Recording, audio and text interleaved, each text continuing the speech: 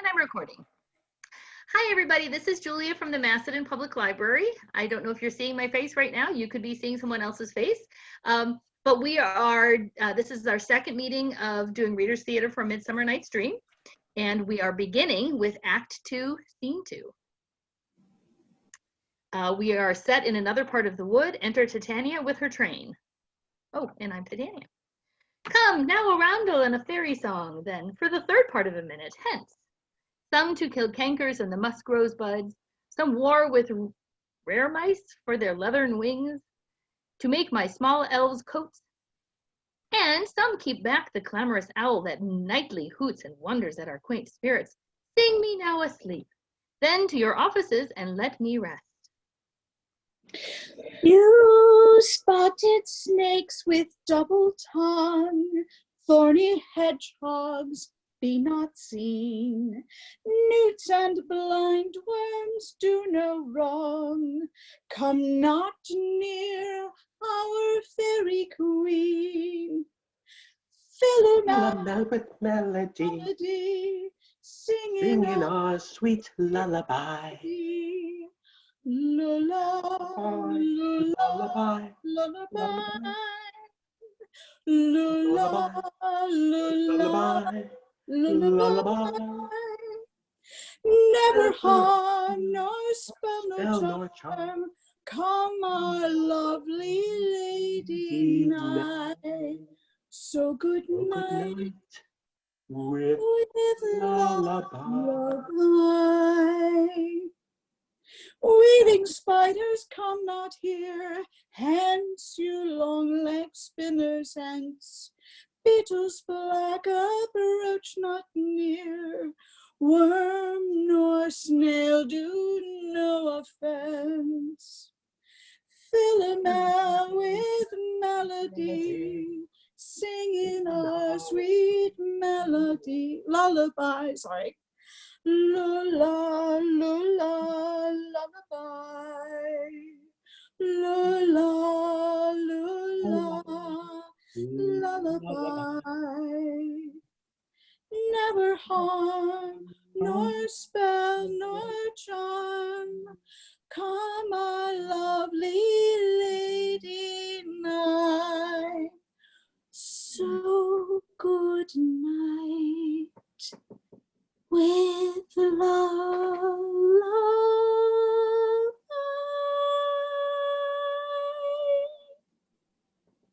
Hence, away! Now all is well.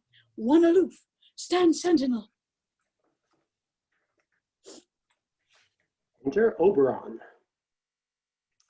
What thou seest, what thou dost wake, do it for thy true love take, love and languish for his sake. Be it ounce, or cat, or bear, pard, or boar, with bristled hair, in thy eye that shall appear when thou walkest, it is my dear. Wake when some vile thing is near. And he goes. Enter Lysander and Hermia. Fair love, you faint with wandering in the wood, and to speak troth, I have forgot our way. We'll rest us, Hermia, and if you think it good, and tarry for the comfort of the day. So, Lysander, find you out a bed, for I upon this bank will rest my head. One turf shall serve as pillow for us both, one heart, one bed, two bosoms, and one troth. Nay, good Lysander, for my sake, my dear, lie farther off yet, do not lie so near. Oh, take the sense, sweet, of my innocence. Love takes the meaning in love's conference. I mean that my heart unto yours is knit, so that but one heart we can make of it. Two bosoms interchained with an oath. So then, two bosoms and a single troth. Then by your side no bedroom need deny, for lying so, Hermia, I do not lie. Lysander riddles very prettily. Now much beshrew my manners and my pride, if Hermia meant to say Lysander lied. But gentle friend, for love and courtesy lie further off. In human modesty, such separation as may well be said becomes a virtuous bachelor and a maid. So far be distant, And good night, sweet friend. Thy love ne'er altered till thy sweet life end. Amen, amen to that fair prayer, I say, and then end life when I end loyalty. Here is my bed. Sleep give thee all his rest. With half that wish, the wisher's eye be pressed. Enter Puck. Sleep. Through the forest have I gone, Oberon, but Athenian found I none, on whose eyes I might approve this flower's force in stirring love. Night and silence, who is fair? Weeds of Athens he doth wear.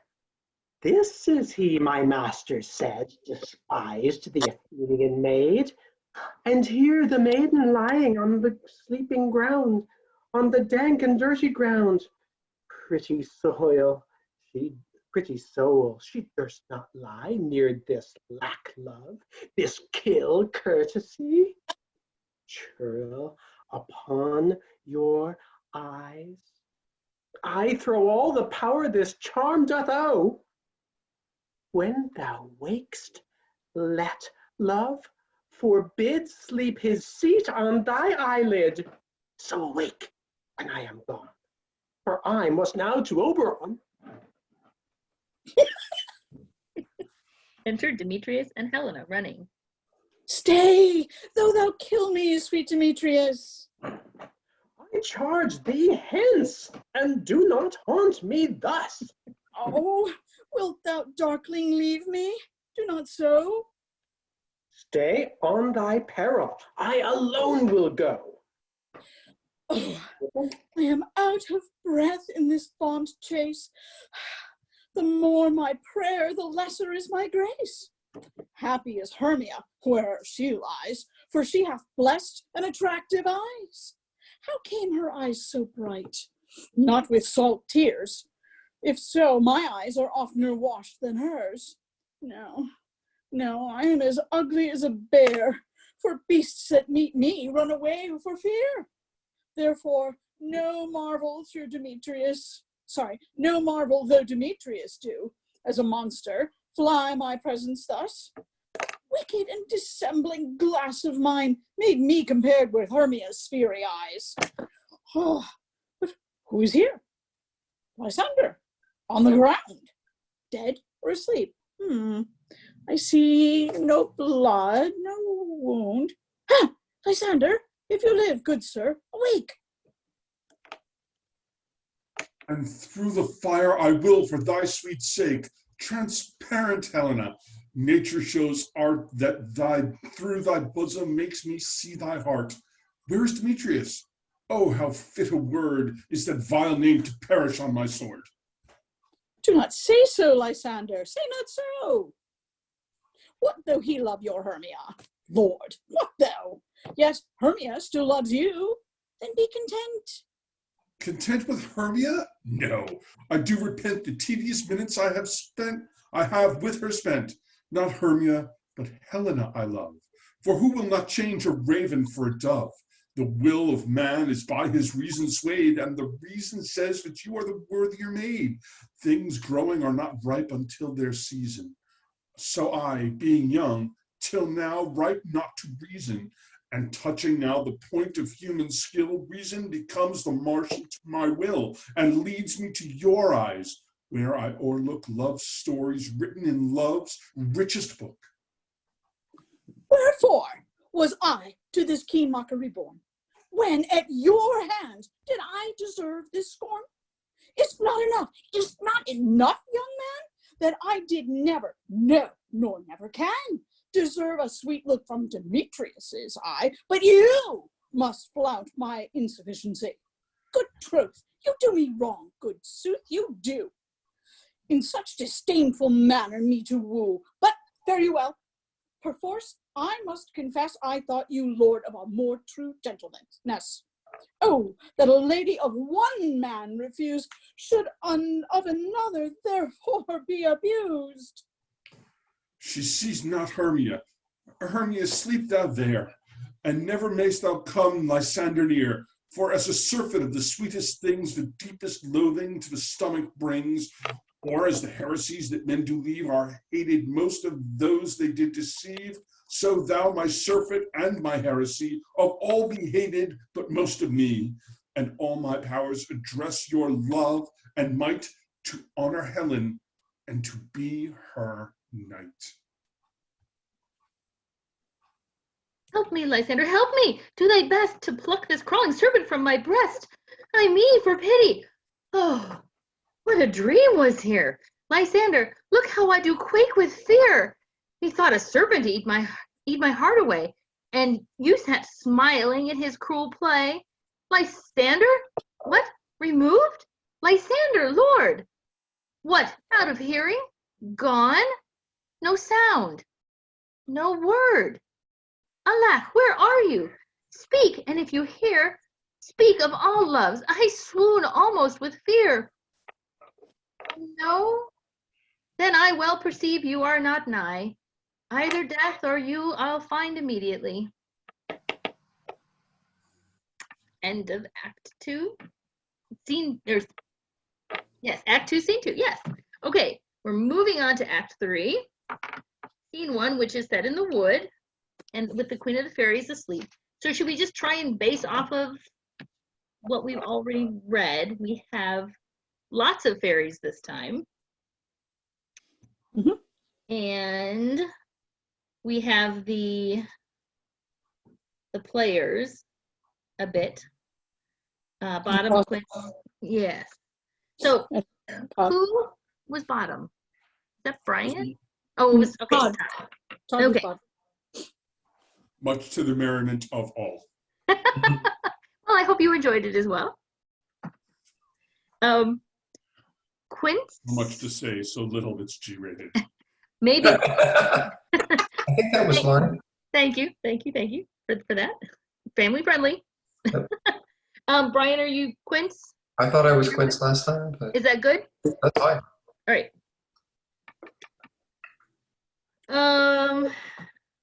And I don't remember how much there is of Snout and Starveling. I'll take them. Okay. And then Puck again.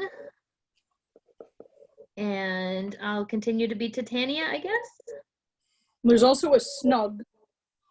I don't think he has parts. I don't think he reads anything. No, there's one where he's talking with Quince. So. And we need Erebus and Disney. Yes, but that's going to be okay. So flute. We do need the flute then. All right. Do you want me to be the other players then?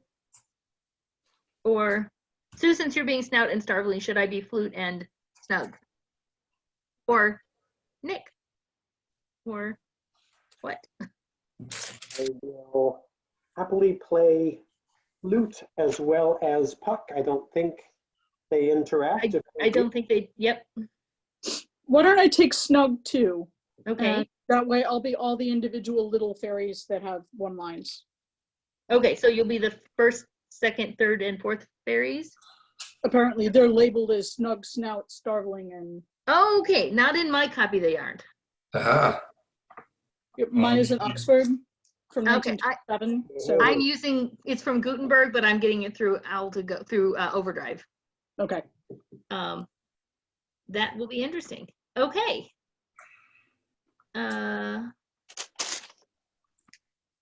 And then we get into Cobweb, Peace Blossom, and Mustard Seed Right. by the end. And I can't, they can't Okay, be. so those are the players. If you want, I can do all the individual lines of the four fairies too. Okay. Because they're yakking with Puck, right? And Yes. Bottom. They're yakking with Bottom and Titania. Okay. Yes. Right. So maybe we'll just deal with those as they come, because I cannot at the moment remember exactly Okay. the juggling of them. Sure. Is Okay. that all right? Okay. Yep. So Act 3, Scene 1, the wood, the Queen of Fairies lying asleep.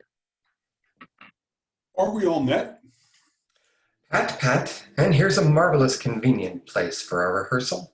This green plot shall be our stage, this hawthorn brake our tiring house, and we shall do it in action, as we shall do it before the Duke. Peter Quince. What sayest thou, Bullybottom? There are things in this comedy of Pyramus and Thisbe that will never please. First, Pyramus must draw a sword to kill himself, which the ladies cannot abide. How answer you that? By licking the parlous fear. I believe we must leave the killing out when all is done. Not a whit. I have advice to make all well. Write me a prologue, and let the prologue seem to say we will do no harm with our swords, and that Pyramus is not killed indeed. And for more the better assurance, tell them that I, Pyramus, am not Pyramus, but Bottom the Weaver, and this will put them out of fear. Well, we will have such a prologue, and it shall be written in 8 and 6. No, make it 2 more. Let it be written in 8 and 8. Will not the ladies be afeard of the lion? I fear it, I promise you. Masters, you ought to consider with yourselves to bring in, God shield us, a lion among the ladies is a most dreadful thing, for there is not a more fearful wildfowl than your lion living, and we ought to look to it. Therefore, another prologue must tell that he is not a lion. Nay, you must name his name, and half his face must be seen through the lion's neck, and he himself must speak through, saying thus, or to the same defect, ladies or fair ladies, I would wish you, or I would request you, or I would entreat you not to fear, not to tremble, my life for yours. If you think I come hither as a lion, it were pity of my life. No, I am no such thing. I am a man as other men are. And there, indeed, let him name his name and tell them plainly he is Snug the Joiner.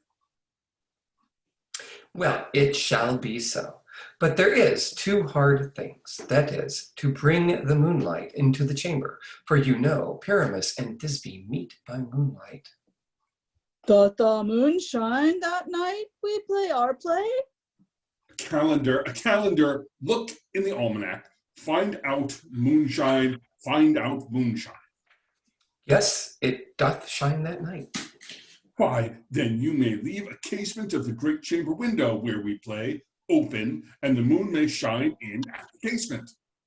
Aye, or else one must come in with a bush of thorns and a lantern, and say he comes to disfigure or to present the person of moonshine. Then there is another thing. We must have a wall in the great chamber, for Pyramus and Thisbe, says the story, did talk through the chink of a wall. You can never bring in the wall. What say you, Bottom?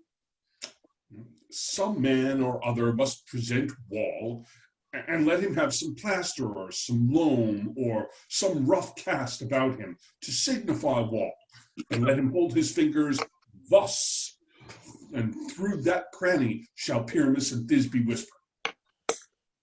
If that may be, then all is well. Come, sit down, every mother's son, and rehearse your parts. Pyramus, you begin. When you have spoken your speech, enter into that break. So every one according to his cue. Enter Puck from behind. What hempen homespuns have we swaggering here, so near the cradle of the fairy queen? What, a play, Tord? I'll be an auditor, an act 2, perhaps, if I see cause. Speak, Pyramus, Thisbe, stand forth. Thisbe, the flowers of odious savors sweet. Odious? Odorous. Odors savor sweet, so hath thy breath, my dearest Thisbe dear. But hark, a voice! Stay thou here but a while, and by I shall to thee appear. Stranger Pyramus than air plays here.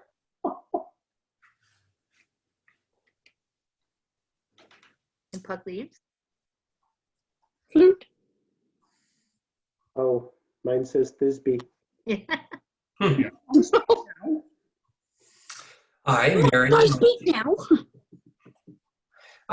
must you, for you must understand he goes but to see a noise that he heard, and is to come again. Most radiant Pyramus, most lily white of hue, of colour like the red rose on triumphant bier, most brisky juvenile, and eke most lovely Jew, as truest horse, that yet would never tire. I'll meet thee, Pyramus, at Ninny's tomb. Ninna's tomb, man. Why, you must not speak that yet.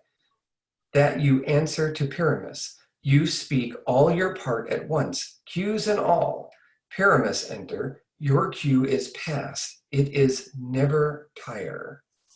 Oh, as truest horse, that yet would never tire. If I were fair, Thisbe, I were only thine. O monstrous, O strange, we are haunted. Pray, masters, fly, masters, help.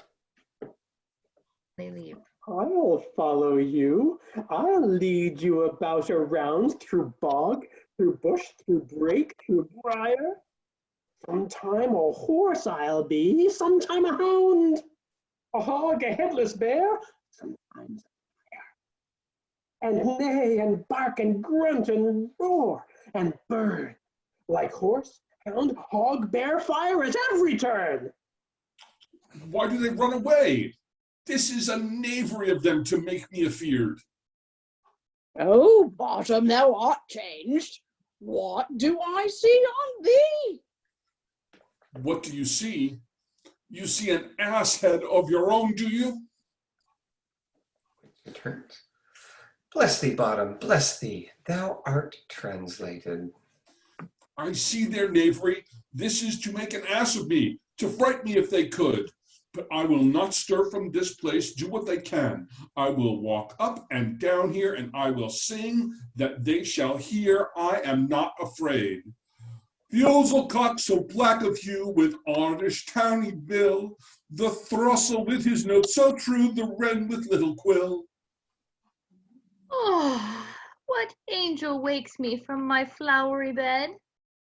The finch, the sparrow, and the lark, the plain song cuckoo gray, whose note full many man doth mark, and dares not answer nay. For indeed, who would set his wit so to a foolish bird? Who would give a bird the lie, though he cry cuckoo never so? I pray thee, gentle mortal, sing again. Mine ear is much enamored of thy note. So is mine eye enthralled to thy shape, and thy fair virtue's force perforce doth move me, on the first view to say, where I love thee. Methinks, mistress, you should have little reason for that. And yet, to say the truth, reason and love kept little company together nowadays. The more the pity that some honest neighbors will not make them friends. Nay, I can gleek upon occasion. Thou art as wise as thou art beautiful. Not so neither. But if I had wit enough to get out of this wood, I have enough to serve mine own turn. Out of this wood do not desire to go. Thou shalt remain here, whether thou wilt or no. I am a spirit of no common rate. The summer still doth tend upon my state, and I do love thee. Therefore go with me. I'll give thee fairies to attend to thee, and they shall fetch thee jewels from the deep, and sing while thou on pressed flowers doth sleep. And I will purge thy mortal grossness so that thou shalt like an airy spirit go. Peas blossom, cobweb, moth, and mustard seed. Ready? Ready? And I. Hello. Where shall we go? Be kind and courteous to this gentleman. Hop in his walks and gambol in his eyes. Feed him with apricots and dewberries, with purple grapes, green figs, and mulberries. The honey bags steal from the humblebees, and for night tappers crop their waxen thighs, and light them at the fiery glowworm's eyes, to have my love to bed and to arise, and pluck the wings from painted butterflies, to fan the moonbeams from his sleeping eyes. Nod to him, elves, and do him courtesies. Hail, mortal! Hail! Oh, I cry your worship's mercy heartily. I beseech your worship's name. Cobweb! I shall desire of you more acquaintance, good Master Cobweb. If I cut my finger, I shall make bold with you. Your name, honest gentleman? Peas Blossom. I pray you, commend me to Mr. Squash, your mother, and to Master Peascod, your father. Good Master Pea Blossom, I shall desire of you more acquaintance too. Your name, I beseech you, sir. Mustard Seed. Good Master Mustard Seed, I know your patience well. That same cowardly, giant-like ox beef hath devoured many a gentleman of your house. I promise you, your kindred hath made my eyes water ere now. I desire of you more acquaintance, good Master Mustard Seed. Come, wait upon him, lead him to my bower. The moon, methinks, looks with a watery eye, and when she weeps, weeps every little flower, lamenting some enforced chastity. Tie up my love's tongue, bring him silently. And they leave. Now we're out to scene 2. Another part of the wood. Okay. Let's see what we got here. So we have Oberon. is Brian. Yep. And Puck is Nick. Demetrius is also. No, is that going to work? Well, we'll find out. Mia, Lysander, Helena. Oh, and Hermie again. Okay, I think we're good. Okay, Oh, I have here we my go. hat, and I have my Demetrius hat. Excellent. Very nice costume change. Okay. I wonder if Titania be awakened. Then what it was that next came in her eye, which she must dote on in extremity. Enter Puck. Here comes the messenger. How now? Oh, no, sorry, I just entered. Here comes my messenger. How now, mad spirit, that what might rule now about this haunted grove? My mistress with a monster is in love, near to her close and consecrated bower, while she was in her dull and sleeping hour. A crew of patches, rude mechanicals that worked for bread upon Athenian stalls, were matched together to rehearse a play intended for great Theseus's nuptial day. The shallowest, thick skin of that barren sort, who Pyramus presented in their sport, forsook his scene and entered in a break. When I did him at disadvantage take, an ass's now I fixed on his head. Anon his Thisbe must be answered, and forth my mimic comes, when they him spy, as wild geese that the crouching fowler eye, or rustle pated coughs, many in sort, rising and cawing at the gun's report. They sever themselves and madly sweep the sky. So at his sight, away his fellows fly. And at our stamp, here, o'er and o'er, one falls. He murder cries, and help from Athens calls. Their sense thus weak, lost with their fears thus strong, made senseless things begin to do them wrong. For briars and thorns at their apparel snatched. Some sleeves, some hats. From yielders all things catch. I led them on in this distracted fear, and left sweet Pyramus translated there.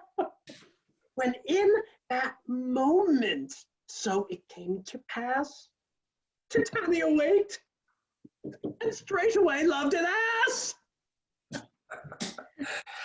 This falls out better than I could devise. But hast thou yet latched the Athenian eyes with the love juice, as I did bid thee do? I took him sleeping. That is finished too, and the Athenian woman by his side, that when he waked of force, she must be I. Enter Demetrius and Hermia. Stand close. This is the same Athenian. This is the woman, but this is not the man. Page of Hats. Okay. Oh, why rebuke you him that loves you so? Lay breath so bitter on your bitter foe. Now, I but chide, but I should use thee worse, for thou, I fear, hast given me cause to curse. If thou hast slain Lysander in his sleep, being o'er shoes and blood, plunge in the deep, and kill me too. The sun was not so true unto the day was he as he to me. Would he have stolen away from sleeping Hermia? I'll believe as soon this whole earth may be bored, and that the moon may through the center creep, and so displease her brother's noontide with the antipodes. It cannot be, but thou hast murdered him. So should a murderer look, so dead, so grim. So should the murdered look, and so should I, pierced through the heart with your stern cruelty. Yet you murderer, look as bright, as clear, as beyond Venus in her glimmering sphere. What's this to my Lysander? Where is he? Good Demetrius, wilt thou give him me? I'd rather give his carcass to my hounds. Out, dog! Out, cur! Thou drivest me past the bounds of maiden's patience. Hast thou slain him then? Henceforth be never numbered among men. Oh, once tell true, even for my sake. Durst thou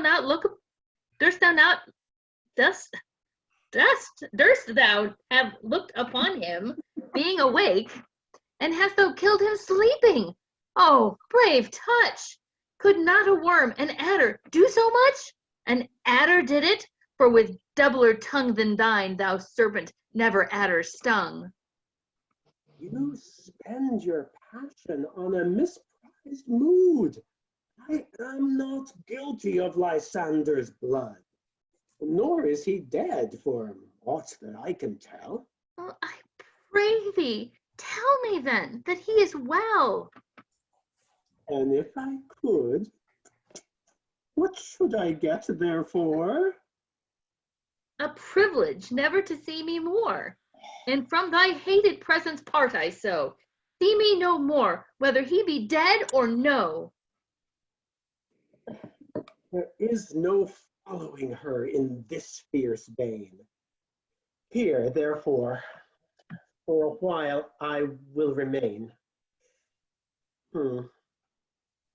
And I will find my place again and say more. So sorrow's heaviness doth heavier grow, for death that bankrupt sleep doth sorrow owe, which now in some slight measure it will pay, if for his tender here I make some stay. What hast thou done? Thou hast mistaken quite, and laid the love juice on some true live's sight. Of thy misapprehension must perforce ensue some true love turned, and not a false love turned true. Fate or rules that one man holding troth, a million fail, confounding oath on oath. About the wood go swifter than the wind, and Helena of Athens look thou find. All fancy sick she is, and pale of cheer, with sighs of love that cost the fresh blood dear. By some illusion see thou bring her here, I'll charm his eyes against as she do appear. I go I go, look how I go, swifter than arrow from the Tartar's bow. Flower of this purple dye, hit with Cupid's archery, sink in apple of his eye. When his love he doth espy, let her shine as gloriously as the Venus of the sky. When thou walk'st, if she be by, beg of her for remedy. Turns. Our fairy band, Helena is here at hand, and the youth mistook by me, pleading for the lover's fee. Shall we their fond pageant see? Lord, what fools these mortals be! Stand aside, the noise they make will cause Demetrius to awake. Then will two at once woo one? But that must needs be sport alone. And those things do best please me that befall. Enter Lysander and Helena. I have lost you. Give me a minute. Can you hear me? Yeah. Yes. Yeah, you were really slow. Okay, well, I cannot see anybody, but I'll read. Why should you think that I should woo in scorn? Scorn and derision never come in tears. Look when I vow. I weep, and vows so born in their nativity all truth appears. How can these things in me seem scorn to you, bearing the badge of faith to prove them true? You do advance your cunning more and more. When truth kills truth, oh, devilish holy fray. These vows are Hermia's. Will you give her o'er? Wait oath with oath, and you will nothing weigh. Your vows to her and me, put in two scales, will even weigh, and both as light as tails.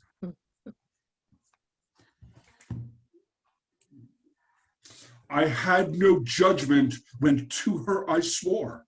Nor none in my mind, now you give her o'er. Demetrius loves her, and he loves not you.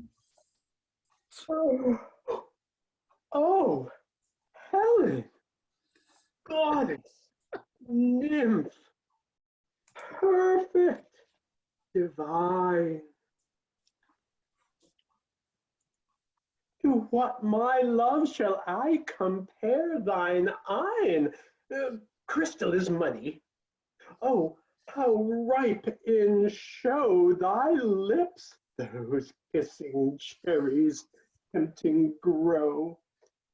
Oh, that pure congealed white high Tartar snow, fanned with the eastern wind, turns to a crow when thou holdst up thy hand. Oh, let me kiss this impress of pure white, this seal of bliss. Yours, bite, oh, hell. I see you are all bent to set against me for your merriment. If you were civil and knew courtesy, you would not do me thus much injury. Can you not hate me, as I know you do, but you must join in souls to mock me too? If you were men, as men you are in show, you would not use a gentle lady so, to vow and swear and superpraise my parts, when I am sure you hate me with your hearts. You both are rivals, and love Hermia, and now both rivals to mock Helena. A trim exploit, a manly exercise, to conjure tears up a poor maid's eyes with your derision. None of noble sort would so offend a virgin and extort a poor soul's patience, all to make you sport. You are unkind, Demetrius. Be not so. For you love Hermia, this you know I know. And here, with all goodwill, with all my heart, yours of Helena to me bequeath, whom I do love and will do till my death. Never did mockers waste more idle breath. Lysander, keep thy Hermia. I will none. If e'er I loved her, all that love is gone. My heart to her but as guest-wise sojourn, and now to Helen it is home returned, there to remain. Helen, it is not Disparage not so. the faith thou dost not know, lest to thy pearl thou abbey it dear. Look, where thy love comes, yonder is thy dear. Dark night, that from the eye his function takes, the ear more quick of apprehension makes, wherein it doth impair the seeing sense, it pays the hearing double recompense. Thou art not by mine eyes, Lysander, found. Mine ear, I thank it, brought me to thy sound. But why unkindly didst thou leave me so? Why should he stay whom love doth press to go? What love could press Lysander from my side? Lysander's love that would not let him bide, fair Helena, who more engilds the night than all yon fiery O's and eyes of light. Why seek'st thou me? Could not this make thee know? I hate thee, I bear hate thee, made me leave thee so. You speak not as you think. It cannot be. No, she is one of this confederacy. Now I perceive they have conjoined all three to fashion this false sport in spite of me. Injurious Hermia, most ungrateful maid! Ah, hast thou conspired? Have you with these contrived to bait me with this foul derision? Is all the counsel that we two have shared, the sister vows, the hours that we have spent, when we have chid the hasty-footed time for parting us? Is it all forgot? All school days friendship, childhood innocence? We, Hermia, like two artificial gods, have with our needles created both one flower, both on one sampler, sitting on one cushion, both warbling of one song, both in one key, as if our hands, our sides, voices, and minds had been incorporate. So we grew together, like to a double cherry, seeming parted, but yet an union in partition. Two lovely berries molded on one stem. So with two seeming bodies, but one heart, two of the first, like coats in heraldry, due but to one, and crowned with one crest. And will you rent our ancient love asunder to join with men in scorning your poor friend? It is not friendly. It is not maidenly. Our sex, as well as I, may chide you for it, though I alone do feel the injury. I am amazed at your passionate words. I scorn you not. It seems that you scorn me. Oh, have you not set Lysander as in scorn to follow me and praise my eyes and face, and made your other love, Demetrius, who even now but did spurn me with his foot to call me goddess, nymph, divine and rare, precious, celestial? Wherefore speaks he this to her he hates?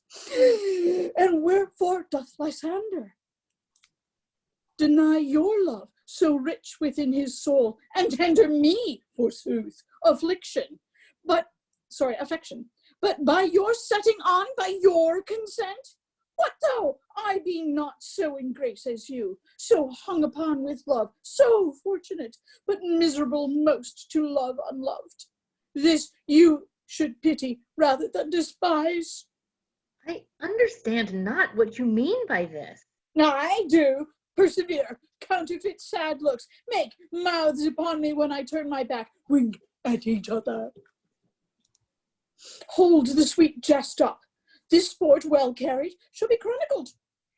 If you had any pity, grace, or manners, you would not make me such an argument. But, very well. 'tis partly mine own fault, which death or absence shall soon remedy.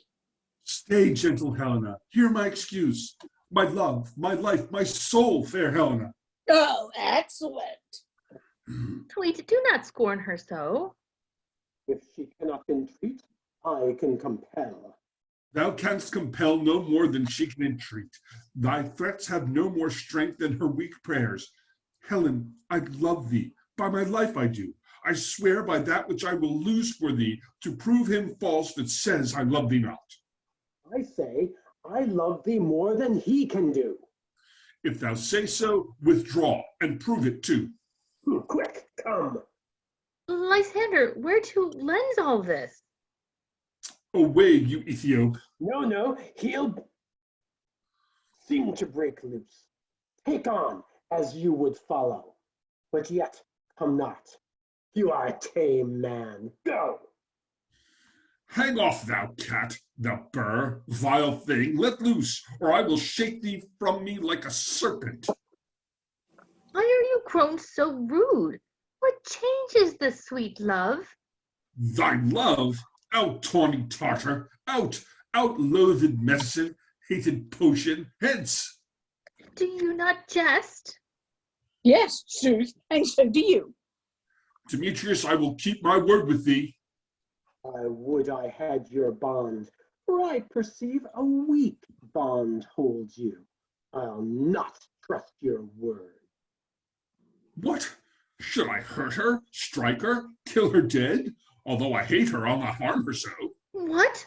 Can you do me greater harm than hate? Hate me! Wherefore? Oh me! What news, my love? Am not I Hermia? Are you not Lysander? I am as fair now as I was erewhile. Since night you loved me. Yet since night you left me. Why then you left me? Oh, the gods forbid! In earnest, shall I say? Aye, by my life, and never did desire to see thee more. Therefore, or be out of hope, of question, of doubt. Be certain nothing truer. 'Tis no jest that I do hate thee and love Helena. Oh me! You juggler! You canker blossom! You thief of love! What? Have you come by night and stolen my love's heart from him? Oh, fine, faith. Have you no modesty, no maiden shame, no touch of bashfulness? What? Will you tear impatient answers from my gentle tongue? Fie, fie! You counterfeit it, you puppet, you. Puppet! Why so? Aye, that way goes the game. Now I perceive that she hath made compare between our statures. She hath urged her height, and with her personage, her tall personage, her height forsooth, has she prevailed with him. And are you grown so high in his esteem, because I am so dwarfish and so low? How low am I, thou painted maypole? Speak! How low am I? I am not yet so low, but that my nails can reach unto thine eyes. I pray you, though you mock me, gentlemen, let her not hurt me. I was never cursed. I have no gift at all in shrewishness. I am a right maid for my cowardice. Let her not strike me. Ah, you perhaps may think because she is something lower than myself that I can match her. Lower, hark again. Good Hermia, do not be so bitter with me. I evermore did love you, Hermia, did ever keep your counsels, never wronged you, save that, in love unto Demetrius, I told him of your stealth into this wood. He followed you. For love, I followed him. But he hath chid me hence, and threatened me to strike me, spurn me, nay, to kill me too. And now, so you will let me quiet go to Athens, I will bear my folly back and follow you no further. Let me go. You see how simple and how fond I am. Why, get you gone. Who is that hinders you? A foolish heart that I leave here behind. What? With Lysander? With Demetrius. Be not afraid, she will not harm thee, Helena. No, sir, she shall not. So you take her part. Oh, when she's angry, she is keen and shrewd. She was a vixen when we went to school, and though she but little, she is fierce. Little again! Nothing but low and little! Why, will you suffer her to flout me thus? Let me come to her. Get you gone, you dwarf, you minimus of hindering nutgrass maid, you bead, you acorn. Who art too officious in her behalf, that scorns your services? Let her alone. Speak not of Helena, take not her part. For if thou dost intend never so little show of love for her, thou shalt abide it. Now she holds me not. Now follow, if thou darest, to try whose right, thine or mine, is most in Helena. Follow? Nay, I'll go with thee, cheek by jowl. And Lysander and Demetrius exit. You mistress, all this coil is long of you. Nay, go not back. I will not trust you, I, nor longer stay in your cursed company. Your hands than mine are quicker for a fray. My legs are longer, though, to run away. Achilles. I am amazed and know not what to say. This is thy negligence, still thou mistakest, or else committest thy knaveries willfully. Believe me, king of shadows, I mistook. Did you not tell me I should know the man by the Athenian garments he had on? And so, far blameless proves my enterprise, for I have anointed an Athenian's eyes. And so far I am glad it so did sort. As this their jangling, I deem a sport. Thou seest these lovers seek a place to fight. Hie therefore, Robin, overcast the night, the starry welkin cover thou anon, with drooping fog as black as Arshanon, and lead these testy rivals so astray, as one come not within another's way, like to Lysander, sometime fray thy tongue. Then stir Demetrius up with bitter wrong, and sometime rail thou like Demetrius. And from each other look thou, lead them thus, till over their brow death counterfeiting sleep, with leaden legs and batty wings doth creep, then crush this herb into Lysander's eye, whose liquor hath his virtuous property, to take from hence all errors with his might, and make his eyeballs roll with wonted sight. When they next wake, all this derision shall seem a dream and fruitless vision, and back to Athens shall the lovers wend, with a league whose date till death shall never end. Whiles I in this affair do thee employ, I'll to my queen and beg her Indian boy, and then I will her charmed eye release from monsters' view, and all things shall be peace. My fairy lord, this must be done with haste, for night's swift, dragons' clouds fall fast, and yonder shines Aurora's harbinger, at whose approach ghosts, wandering here and there, troop home to churchyards.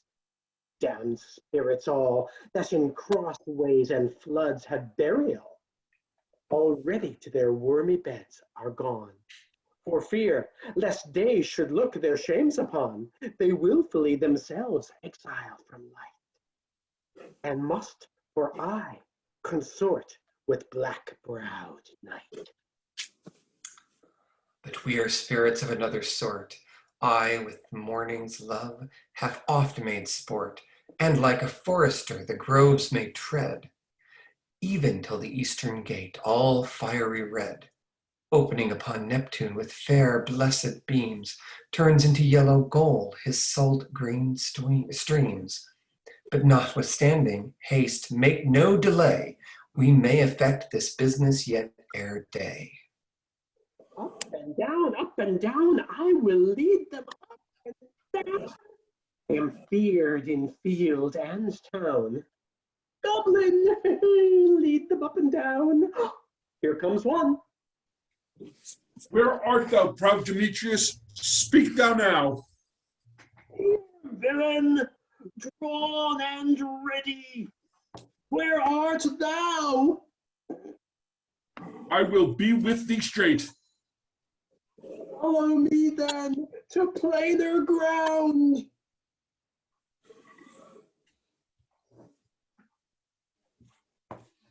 Lysander, speak again. Thou runaway, thou coward, art thou fled? Speak, in some bush, where dost thou hide thy head? Coward, art thou bragging to the stars, telling the bushes that come, that thou looked for wars? It wilt not come. Come, recreant, come, thou child. I'll whip thee with a rod. He is defiled that draws a sword on thee. Yea, yea, art thou there? Follow my voice. We'll try our no manhood here. He goes before me and still dares me on. When I come where he calls, then he is gone. The villain is much lighter heeled than I. I followed fast, but faster did he fly. That fallen am I in the dark, uneven way, and here will rest me. Come, thou gentle day, for if but once thou show me thy gray light, I'll find Demetrius and revenge this spite. Oh, coward, why comest thou not? Abide me if thou darest, for well I wot thou runst before me, shifting every place, and darest not stand nor look me in the face. Where art thou now? Come hither, I am here. Nay then, thou mock'st me. Thou shalt bide this deer, if ever I thy face by daylight see. Now go thy way. Faintless constraineth me to measure out my length on this cold bed. By day's approach, look to be visited. Oh, a weary night. Oh, long and tedious night. Abate thy hours. Shine, comforts, from the east, that I may back to Athens by daylight. From these that my poor company detest and sleep, that sometimes shuts up sorrow's eyes, steal me a while from mine own company. Yet but 3. Come one more. 2 of both kinds makes up 4. Ah, here she comes, cursed and sad. Cupid is a knavish lad, thus to make poor females mad. Never so weary, never so in woe. Bedabbled with the dew and torn with briars, I can no further crawl, no further go. My legs can keep no pace with my desires. Here, here will I rest me till the break of day. Heaven shield Lysander, if they mean a fray. On the ground, sleep sound, I'll apply to your eye, gentle lover remedy. When thou wakest, thou takest true delight in the sight of thy former lady's eye, and the country proverb known that every man should take his own. Jack shall have Jill, naught shall go ill, the man shall have his mare again, and all shall be well. Yay! Yay! Nice costume changes there. And falling asleep in the. So it is after 5 o'clock. Oh. So I think we will end it here, and we will begin assuming you guys still want to come back and do this again. Yeah, oh yeah. With Act 4. So I think we're doing well. Great. All right. If the audience is still listening, thanks for dealing with all of our changes of character and voice and the occasional misreading. Right, and next time. and the delay with the Zoom too, because sometimes there's a little bit of a fade in and out, but Yep. it came out well on my end. So I'm going to say goodbye and end the recording. But I'm not going to sign off yet. So I'm going to end the recording, and we'll see you next time. I have to remember how to end the. That's ending the meeting. All right, there we go. Bye.